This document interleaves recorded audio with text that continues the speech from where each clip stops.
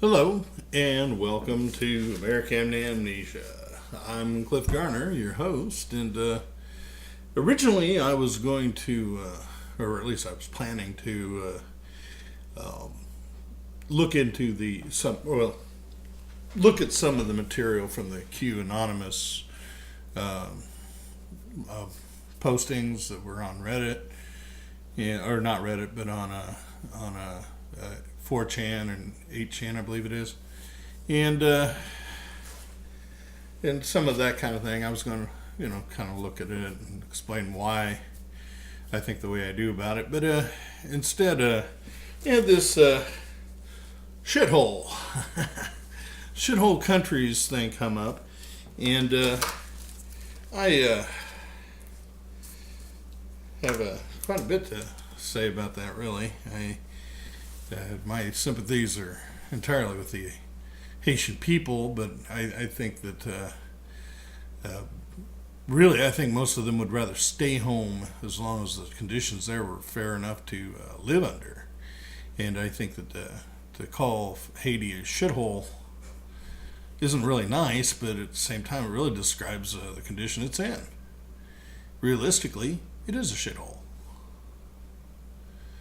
I'd like to go there. I'd like to go there for my own reasons, though. I'm not afraid to see what is there. But at the same time, I wouldn't be going there for fun in the sun. That's, I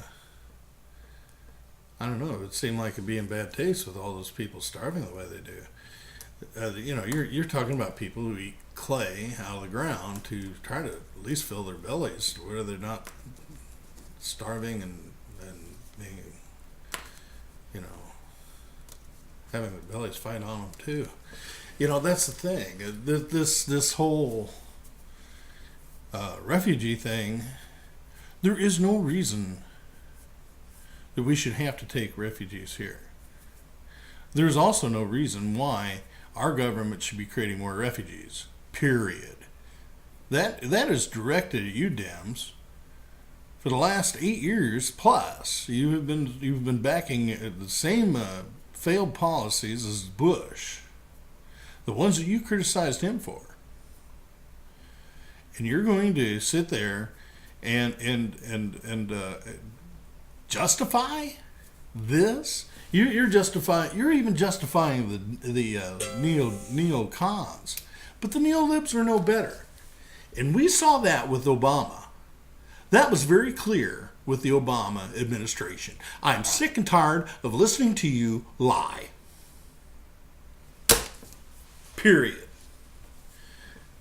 Wake up and face the facts. You're not cool hippies anymore.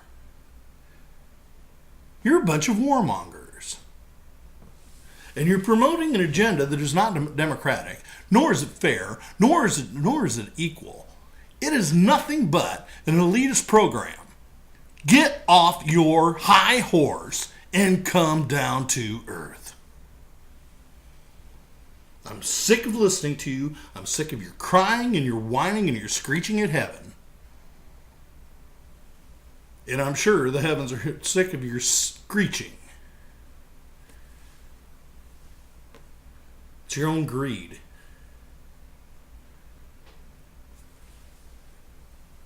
And if you can't get the votes out of the American public, then why don't you move? The American public deserves more respect than you're giving it. Go. Why don't you go to those countries that you're offended are called shitholes? Because you made them into shitholes.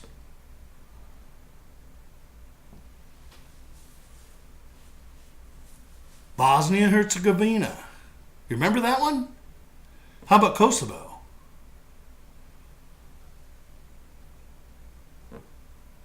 Those are on the list. Syria. Obama and his policies made Syria into a mound of crap. I'm glad that they didn't end up going the way of Libya.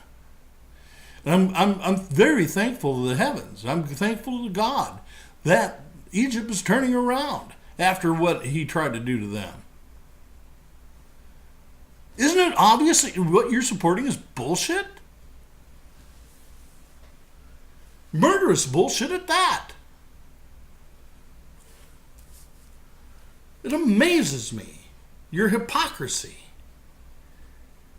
and your self-righteous pontificating. Cut it out. You're blaspheming against life itself.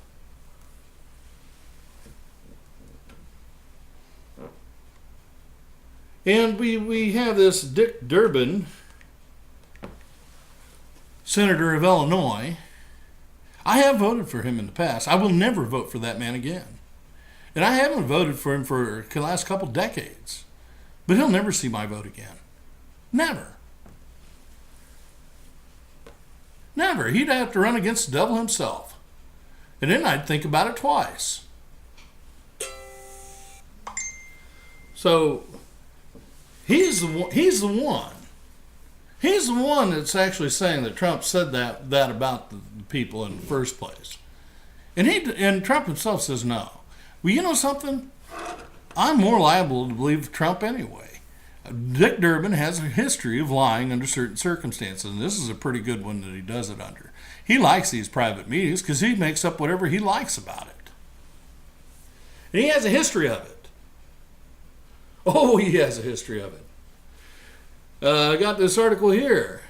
In 11/7/2012, rebuttal of Dick Durbin's and John Campbell's lies. And they were talking about the federal budget. Durbin's claims about the federal budget made yesterday in November. That would be November 6th, 2012. During the Senate Appropriations Committee's hearing on the defense budget are patently false. No, the base defense budget has not grown in constant dollars by 73% since the last time we were in balance. That would be FY 2001. Domestic discretionary spending has not remained essentially the same. That's a quote, essentially the same. And entitlements have not grown by a mere, quote, 37%. In fact, since FY fiscal year 2001, the core defense budget has grown by only 25.7%, while entitlements have grown in constant fiscal year 2005 dollars by 61.8%, and domestic discretionary spending has grown by 43%. A far cry from the virtually no growth that Durbin claimed. He's a good liar. That's for starters. And it goes on and on. But it's also taking on John Campbell. I don't know if he's still around, but he was a rhino. I will provide that in my my notes. There will be links for this and a couple other articles here. Next article, Whizbang blog. Dick Durbin lies with impunity. This is February 11th, 2014. It's only going back to 2012. It's not going back before that. And he's lied before that. Good grief. Dick Durbin is at it again, lying through his teeth, this time about Obamacare. On Sunday's Meet the Press, Illinois Democrat Durbin made a wild-eyed claim that 10 million Americans have found new health insurance thanks to Obamacare. He also claimed that Obamacare would lower the deficit. It didn't lower the deficit. You know damn well it didn't. He was lying then, and he lies again today. A wonderful guy. Piece of crap. He's talking out his shithole. As the discussion shifted to healthcare during the February 5th broadcast, Host Bob Schieffer lamented that Obamacare is still confusing everyone and asked Durbin if there's any hope of getting it straightened out. Durbin lied at his very first words. Bob, let's look at the bottom line. Bottom line is this. 10 million Americans have health insurance today who would not have had it without Affordable Health Care Act. 10 million. And that was in 2014. And then he lied about the deficit. And we can also say this. It is going to reduce the deficit more than we thought it would. We are seeing a decline in the growth of the cost of health care, exactly our goal in passing this original legislation. And then this snake-tongued liar made his sales pitch. I'm finding people as I go across Illinois. He didn't talk to me about it, by the way. And I have run into him. He almost got an earful out the last time I almost talked to him. He talked to my friend. And I bit my tongue. I'm finding people as I go across Illinois who, for the first time in their lives, have an opportunity for affordable health insurance for their families. Now I told him it's not affordable. Now there are many Republicans who are wishing that this fails, hoping that they can find any shred of evidence against it. The evidence wasn't that hard to find. It was falling out all over the place. But we had a bad rollout. Let's concede that point. Yeah, it was a bad rollout. The computers didn't work. Not only that, the prices started going up as soon as it started. Not only that, there were so many problems with that thing. They were very eager to push you off of it so that you would have to pay the full price. And I ended up with the first year, I ended up not having insurance for the last couple of months because they wanted to charge me $500 and something for what was being subsidized down to, I don't remember what, it was $100 or something? It was actually a good price, but the thing is, it's a subsidy, and they took it away. They took it away as soon as they could for no reason.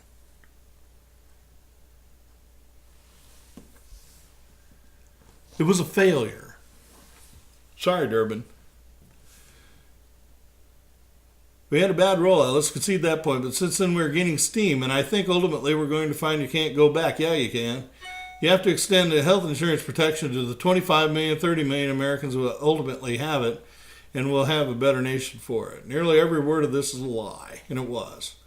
To start with, the recent CBO report did not in any way say that Obamacare would bring down the deficit. On the contrary, the report said that the deficit would rise uncontrollably after 2015. And that is exactly what happened. We've had Obama more than double the deficit in his term alone. As to the millions Durbin claimed to have gotten in new health care coverage, the Post fact-checker noted Durbin appears to be combining two figures released by the administrations, and neither number is true. The paper points out that the number pushed by the White House, that 6.3 million have gotten new health insurance under Obamacare, is impossible to substantiate because there's no way to know that those that tried to sign up actually got an insurance policy and began paying premiums. The White House is making empty claims that it simply cannot prove, and Durbin parroted these empty claims. The paper went on to say that all one can say about the number of people who signed up and gotten a new health insurance can amount to no more than 4 million. You'd even estimate that estimate is extraordinarily generous. So there's that. And here, really, this one is the main one. Because this talks about the flashback. This is from Town Hall. This is January 12th, 2018. Flashback, that time Dick Durbin made up a story about a GOP leader insulting President Obama. And this is covering both now and then. It's been widely reported that President Trump asked during immigration negotiations between congressional leaders, why are you letting people from, quote, shithole countries, unquote, to come to here? We have some people who said he said it, others don't recall.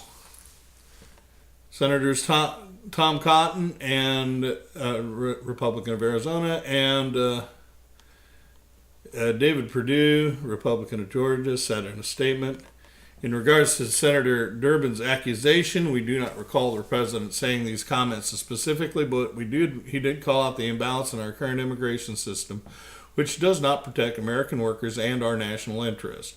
We, along with the president, are committed to solving an issue many in Congress have failed to deliver on for decades. That really is the point.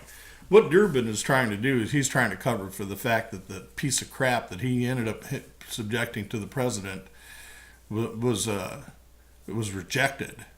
And rejected because it was even worse than what we already have. That's what he's doing. So, Mr. Durbin, you are a disingenuous piece of crap. Quit talking out your shithole. Dick Durbin, Democrat, Illinois, is the one who confirmed the president said these remarks. Trump has denied such language was used. Here's a clip of Durbin recollecting the incident via RCP. Emphasis is, there's a video there that does go over his comments. Dick Durbin is a piece of crap. He has been since he ended up becoming a national figure for Illinois, and he's been downhill ever since. Now, I admit I voted for him a few times over the years, through the 80s, and I think I did once in the 90s, but I haven't since. He's lost my respect. He lost it back then.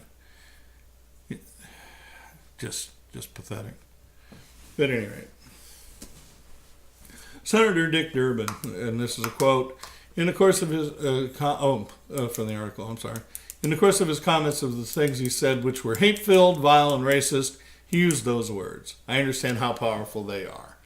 But I cannot believe that in the history of the White House, in that Oval Office, any president has ever spoken words that I personally heard our president speak yesterday. You've seen the comments in the press. I've not read one of them that's inaccurate. To no surprise, the president started tweeting this morning denying that he used those words. It is not true. He said these hate-filled things. And he said them repeatedly. When the question was raised about Haitians, for example, we have a group here. We have a group that have protected status in the United States because they are victims of crises and disasters and political upheaval, including Hillary Clinton stealing $10 billion from them. The second largest, or the largest group is the El Salvadorans, the second is Honduran, and the third is Haitian. When I mentioned that fact to him, he said, Haitians, do we need more Haitians? Then he went on and started to describe the immigration from Africa that was being protected in this bipartisan measure. That's when he used these vile and vulgar comments, calling the nations they come from shitholes. Exactly the word used by the president, not once, but repeatedly. Okay, and that's a quote from Durbin. That was the nature of this conversation. When it came to the issue of, quote, chain migration, I said to the president, and this is further quoting, I suppose, I said to the president, do you realize how painful that term is to so many people? African Americans believe they migrated to America in chains. When you talk about chain migration, it hurts them personally. Look, you know full well, Mr. Durbin, that is a lie. That is an extension of two different things, and you're tying them together yourself. Shame on you. Shame on you. Let your curse for your lies fall on your head. We'll get back to that in a second. First, Dick Durbin has been known to say colorful things himself. As I said before, there have been other things. In 2005, he compared U.S. troops to Nazis.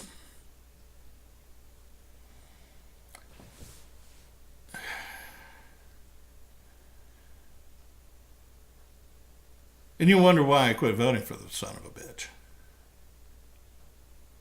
Yes, I said that. And I feel that way about him.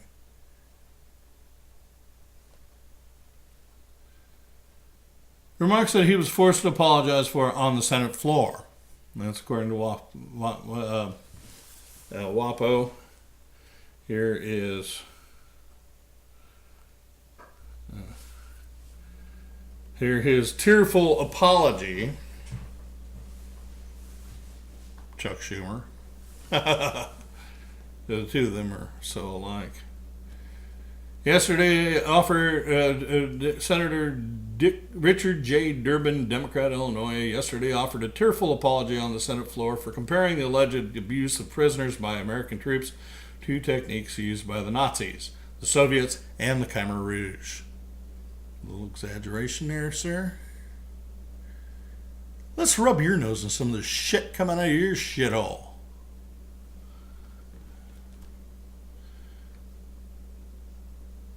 As he sought to quell a frenzy of Republican-led criticism, Durbin, the Democratic whip, acknowledged that more than most people, a senator lives by his words, end quote. But that, quote, occasionally words will fail us and occasionally we will fail words, end quote.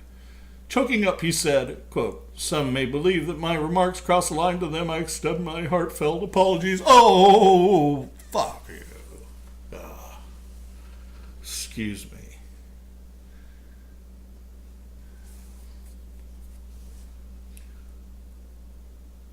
Second is that Durbin is not the most reliable source when it comes to White House meetings. In 2013, during the debt ceiling negotiations, Dick was caught lying straight up, alleging that one GOP congressional leader told the president, quote, I can't stand to even look at you, end quote. This never happened, according to Politico, and the emphasis is his, or hers, I don't remember the name of the person who wrote the article. The number 2 Democrat in the Senate, and that's who he is. That's who he's been for decades. Dick Durbin said in a Facebook post that a House Republican leader told off President Barack Obama during a negotiation meeting, and that GOP leaders are so disrespectful it's practically impossible to have a conversation with them. But Wednesday afternoon, both White House and House Speaker's office denied his claims. Okay. Quote, in a negotiation meeting with the president, one GOP House leader told the president, I cannot even stand to look at you, end quote, Durbin wrote in a post in his Facebook page over the weekend. Asked about the post in the White House Daily Briefing, Press Secretary Jay Carney said he checked with the participant of the meeting in question. Quote, I looked into this and spoke with somebody who was in that meeting, and it did not happen, end quote, Carney said. The Obama White House quickly provided Durbin with some cover, saying that there was a misunderstanding or something. This is according to the Business Insider. While the quote attributed to a Republican lawmaker in the House GOP meeting that the president was not accurate, there was a miscommunication when the White House read out that meeting to Senate Democrats, and we regret the misunderstanding, end quote, White House official said in a statement. Oh, and now this revelation over chain migration. What changed? In 2007, a statement from his office included a portion where he said the DREAM Act, quote, wouldn't lead to chain migration. And here we go. The DREAM Act would not lead to chain, this is a quote for him. The DREAM Act would not lead to chain migration. DREAM Act beneficiaries would have very limited ability to sponsor family members. They could never sponsor extended family members, and they could not begin sponsoring siblings or parents for at least 6 years. This is the law. I'm sorry. This is his office had this in a statement. I'm sorry. Anyway, for at least 6 years, the visa backlog for siblings is decades long, and parents who are illegally present in the U.S. would have to leave the country for 10 years before they could gain legal status. Okay. Yesterday, the phrase was used in a joint press release for a rejected proposal hashed out by Durbin and Senators Lindsey Graham, Republican, South Carolina, Jeff Flake, Republican, Arizona, Michael Bennet, Democrat, Colorado, Cory Gardner, Republican, Colorado, and Robert Menendez, Democrat, New Jersey. Menendez is under investigation himself for quite a bit. So, could Durbin be peddling inaccuracies again? It's possible. Well, I think it's pretty darn likely, personally. His track record is not honest. Dick Durbin has been an atrocity.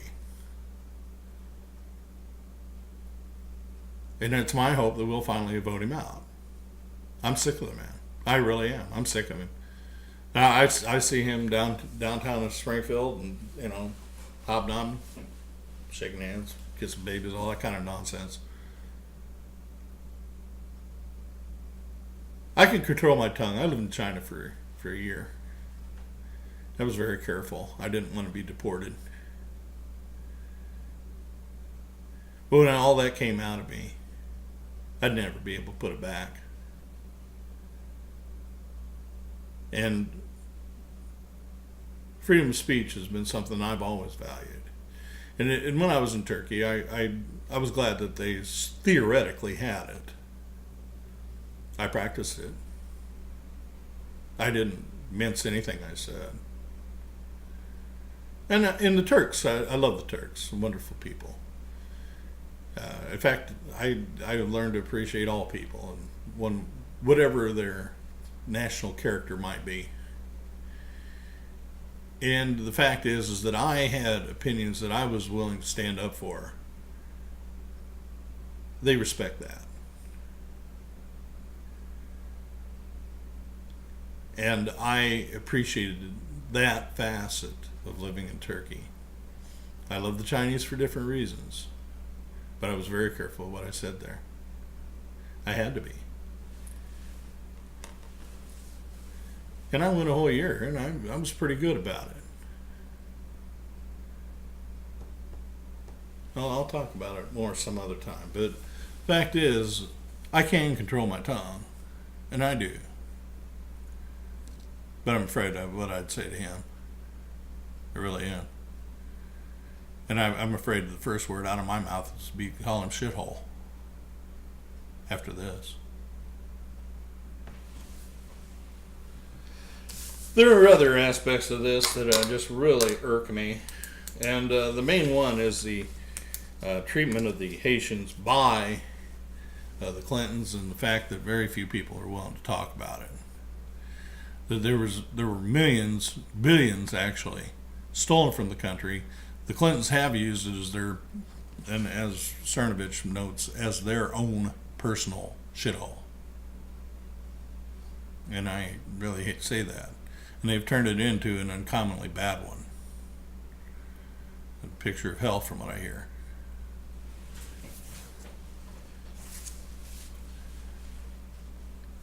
The promises that were given to those people and that were not fulfilled by the Clintons, it's amazing. It really is amazing how little was done with so much. And where'd that money go? I'd say probably Swiss bank accounts. And well, she spent what, 1.2 billion on that presidential failure campaign. 1.2 billion. It's hard to imagine. It's the most that was ever spent in a presidential election. And she failed. They were counting on things that didn't come through, obviously. And the more we look, the more we see it's cheating. Voter fraud, election fraud, fraudulent machines and counting forms, swapping the numbers on electrical machines, things of this nature. And we got a little taste of it in Alabama.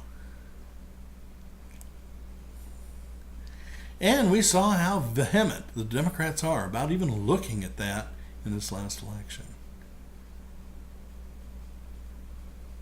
And we're knowing more and more about why they want so many people immigrating.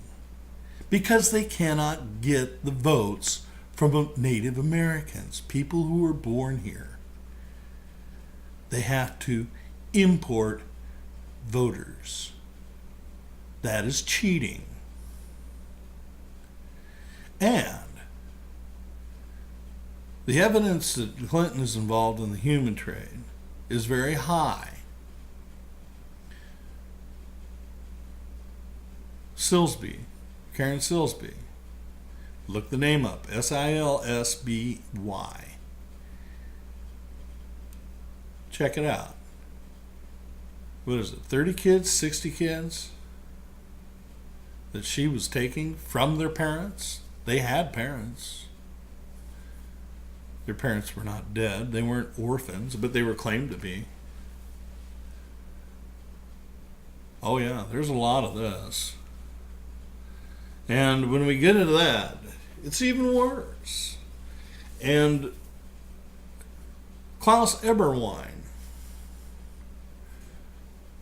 he produced a movie, and he wrote about the $10 billion that was stolen from Haiti. And he died under mysterious circumstances. Imagine that. Imagine that. Then and I have one page that has a video from H.A. Goodman, one of my favorite people to watch online.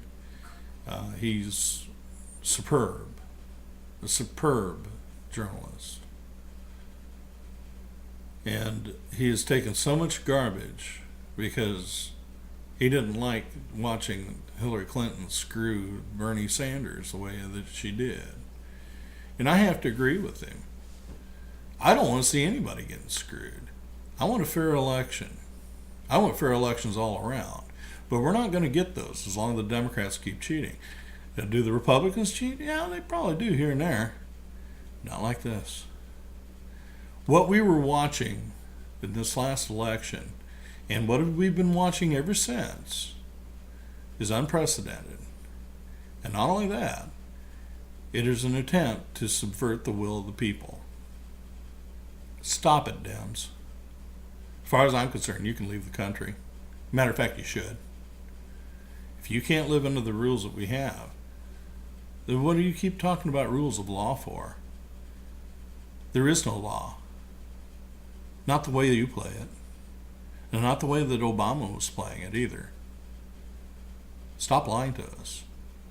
You treat us like gaslighted housewives. Stop it.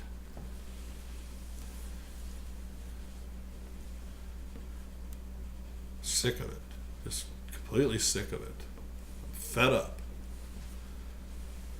Daddy Cherry has an article that's also linked on this page. And I also have one talking about the death of Klaus Eberwein. Let's go to, and then I'll go to those two pages themselves. First one, a Haiti official who exposed the Clinton Foundation is found dead. This is 7/17/2017. So this was just last September. I know that I posted this on Facebook and discussed it considerably by Max Slavo. The mainstream media's silence over Klaus Eberwein's death is deafening.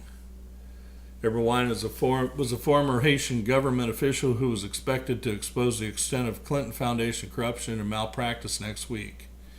He's been found dead in Miami at the age of 50.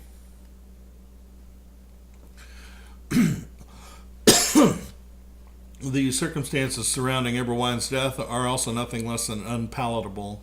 According to Miami-Dade, and you know who else is in Miami-Dade?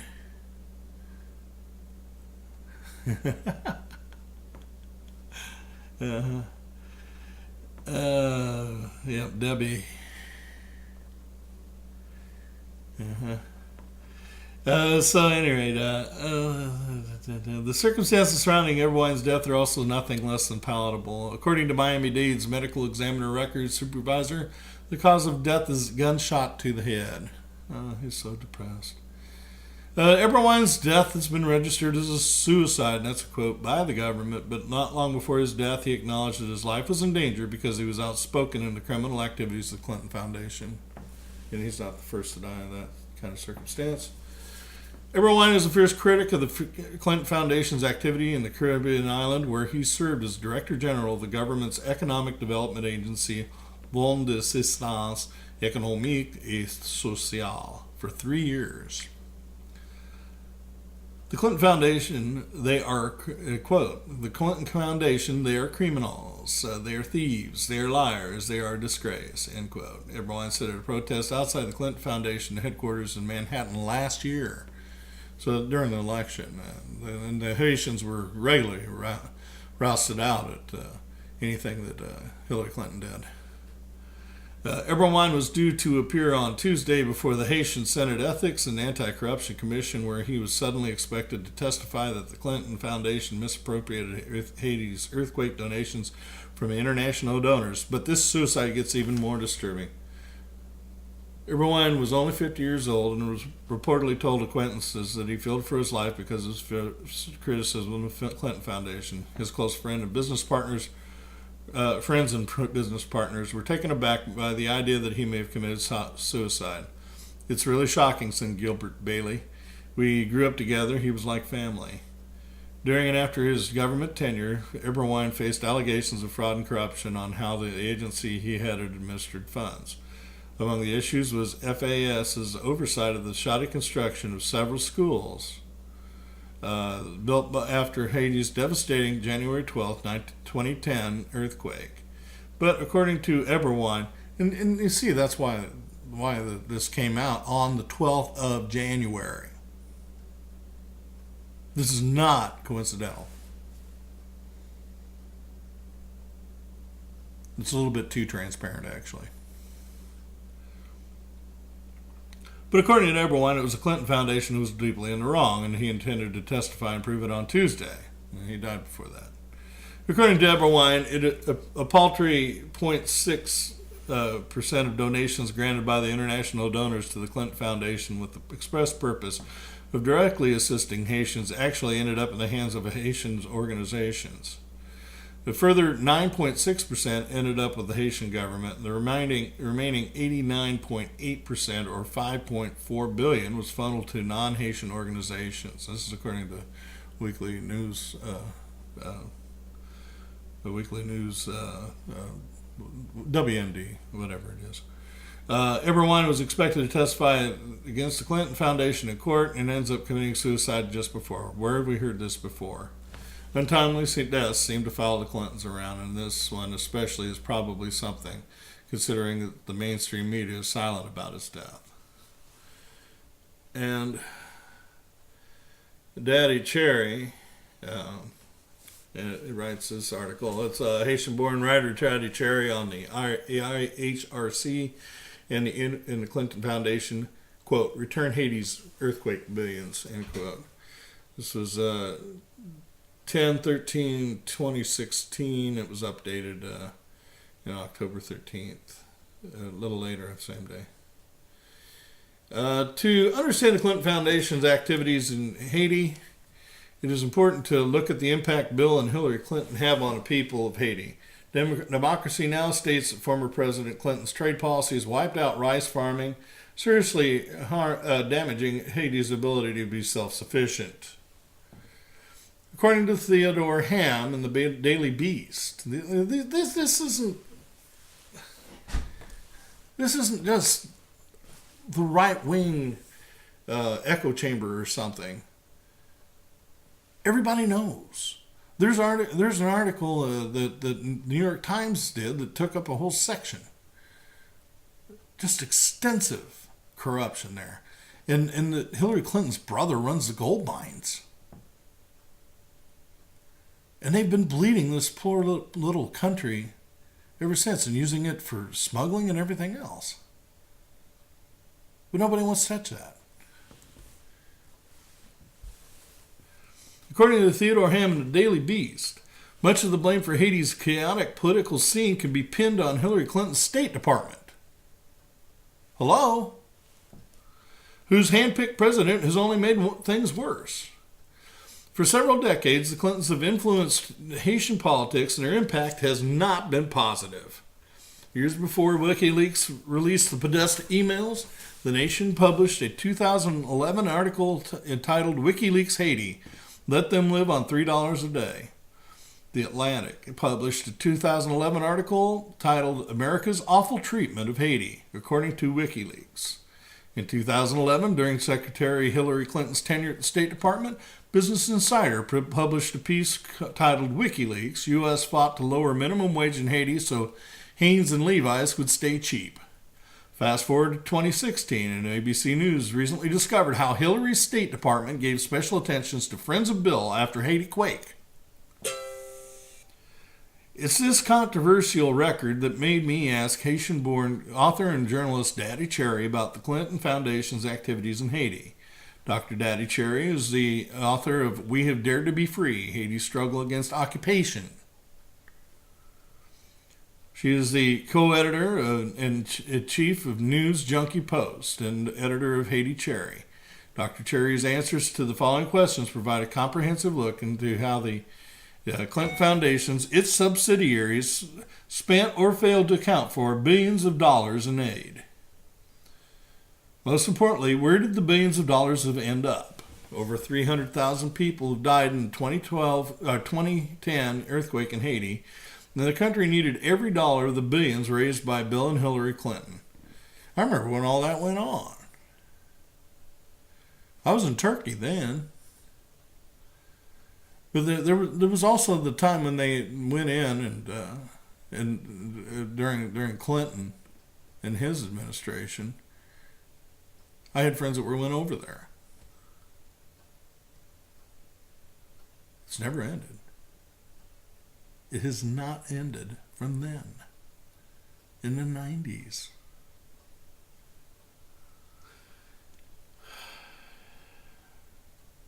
The Clinton Foundation and its associated interim Haiti Recovery Commission managed to raise an enormous sum without spending all the money.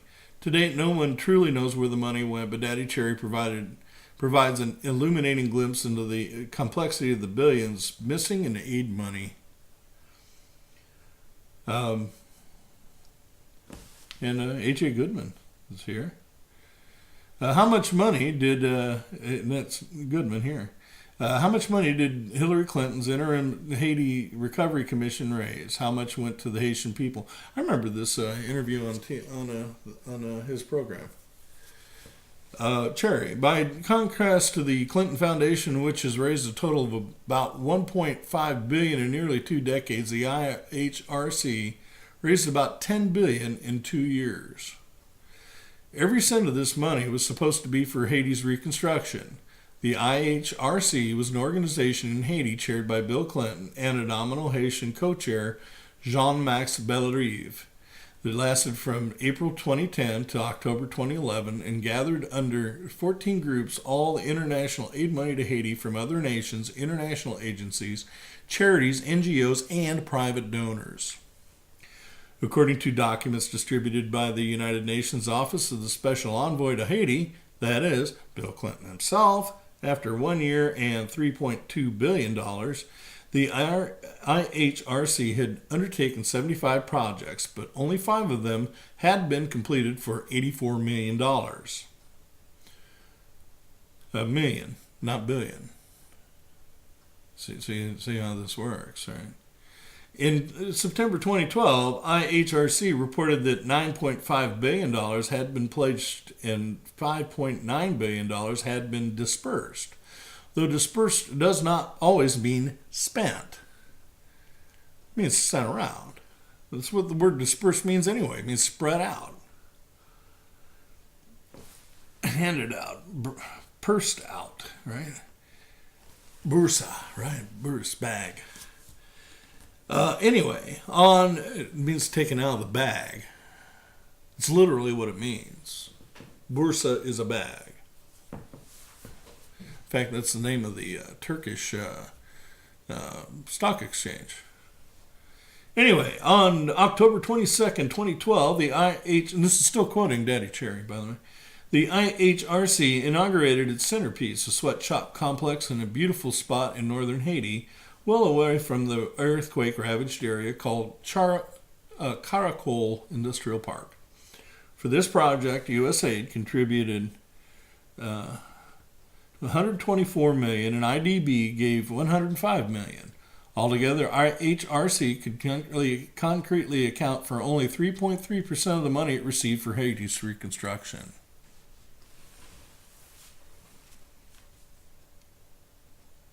That's really about it. Here, we'll keep going. Goodman, in your view, what happened to the money raised by Clinton's interim Haiti Recovery Commission? Cherry, it has become a tradition in Haiti on earthquake anniversaries to search through the rubble and demand to know where the money went. In response, Bill Clinton has claimed at various times that he received only 10% of the pledged money, despite his own documents saying otherwise.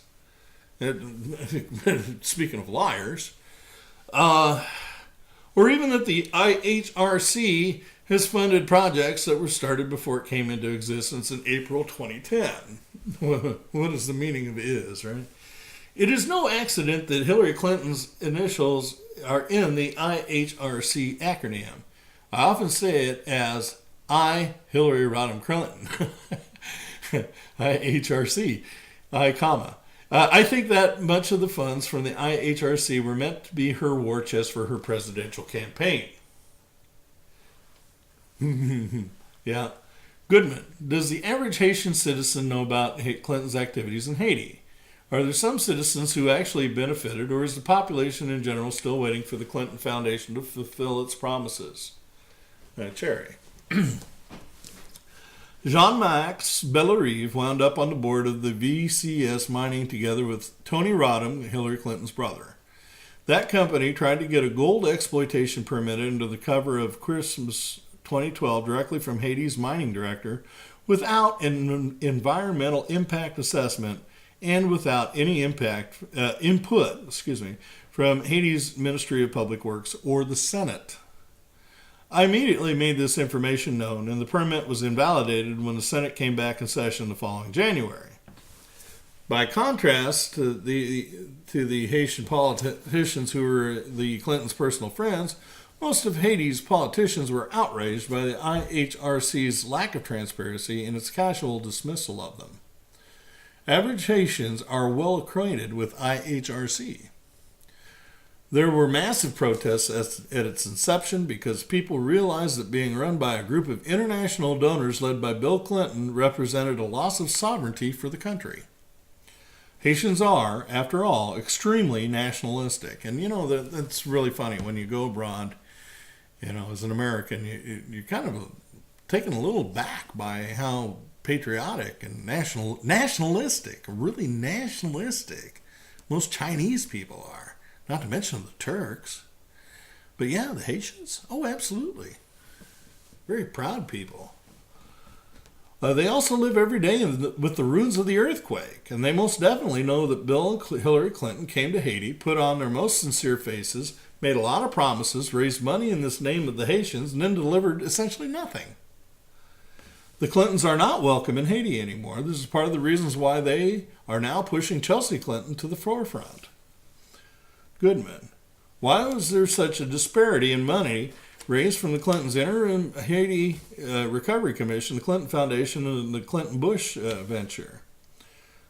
Cherry, part of the reason why the Clintons are so slippery is that they've created numerous mechanisms to raise money. Oh, yeah. If you look specifically at Haiti's earthquake, you'll find that the Clinton Foundation raised about $30 million after the disaster, mostly from small donations. According to the Clinton Foundation's taxes for the period from 2011 to 2013, they took in $252 million, but only spent about 10% of that money on charitable grants. The rest was spent on the foundation itself. And, there should be an investigation of the foundation and funds and everything else. And it looks like it's coming finally, thank God. Exploiting charities in this manner is beyond just shameful. It's just really, really sick and evil. Revolting in the most disgusting way I can imagine. So we may expect that only about $3 million from the Clinton Foundation was spent on Haiti. That money presumably wound up in the private donors section of the IHRC, but it's unclear what's been done with it. The Clinton-Bush venture raised about $54 million when it was more transparent than the Clinton Foundation or the IHRC. Imagine that. But it started out saying that the money would go to earthquake relief and wound up spending the money on other things. The lion's share, about $47 million, went to help Haitians get mortgages, and much of the rest was spent on microfinance. There are things in microfinances that are actually good, but that's not exactly what they were intending to do with this, or at least what their claim was. The most notorious aid to Haiti was $350,000 to upgrade a tourist hotel in the city of Jacmel, well away from the earthquake damage, and $2 million to complete a 130-room luxury hotel in a possessions of Port-au-Prince. Goodman, how does the Haitian American community feel about Bill and Hillary Clinton? Sherry. The Haitian American community is well informed about the Clintons and hopping mad about what they did in Haiti. They voted for Trump overwhelmingly, actually. The community blames Bill and Hillary Clinton not only for the disappeared aid funds, but also for the cholera epidemics that the UN troops introduced in Haiti in October 2010 and again after 2012. Activists have organized protests at the UN, at Hillary Clinton's campaign headquarters, the DNC convention, and outside the presidential debates to urge Americans not to vote for Hillary Clinton. We who have seen how Bill Clinton ran Haiti for 18 months together with Hillary and the State Department think that they are a greater danger to democracy. The IHRC was the ultimate pay-to-play government, actually, pay-to-play. In fact, I coined the term pay-to-play to describe governance by the IHRC. It was run like a board of directors of a corporation. It stipulated that every IHRC donor from the 14 agencies and groups that I mentioned in my answer to your first question had to contribute at least $100 million over 2 years or forgive $200 million of Haitian debt. The donors were at the table with Clinton not out of the goodness of their heart, but because they expected a return, mostly in the form of privatizations, sweatshops, and land grabs. Sweatshops. Well, you gotta love the Clintons. Just gotta love them. Sweatshops. Goodman, in terms of U.S. foreign policy towards Haiti, how do you think the Clinton Foundation helps or hurts the U.S. foreign policy? Is it perhaps an extension, or does it operate distinctly as a distinct entity in this regard? Cherry, from what I've seen of the IHRC, I can tell you that the Clintons seem to think that they can lead a country by peddling its labor and resources to the mega rich, regardless of their affiliations, so long as they put a certain amount of money on its table. Really tacky. They have taken the Citizens United to a whole new level and erased all distinction between the government itself and its rich supporters. This past week, Hurricane Matthew reminded us that in the next 8 years or so, we should expect an impressive number of disasters that are related to climate change. Do we really want Hillary Clinton to be the most powerful person in the world through that critical period? Dr. Cherry ends with the interview with the poignant question that a great many voters are asking at this moment. This is 2016. No doubt the people of Haiti and Haitian Americans are wondering where the billions of aid went missing, especially since the Clinton Foundation and its associated entities like the IHRC raises this money. As Dr. Cherry explains, the labyrinth of the Clinton Foundation's financial transactions never resulted in an overall positive impact for the people of Haiti. It is, in 2016, it is important to ask Hillary Clinton where this money resides, and especially important to give Haiti that money raised to its recovery from the 2010 earthquake, which it still has not gotten, nor has Hillary Clinton answered that question. So, Sh-tholes?